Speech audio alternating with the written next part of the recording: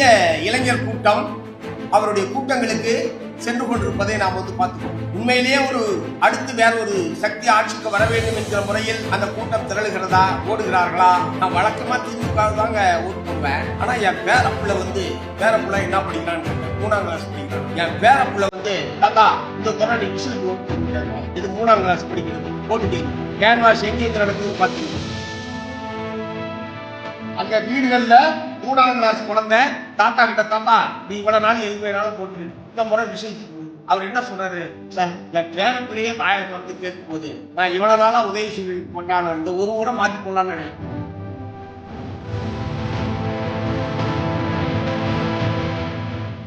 நம்ம சின்னம் உங்கள் சின்னம், நம்மளுடைய வெற்றி சின்னம் விசில்.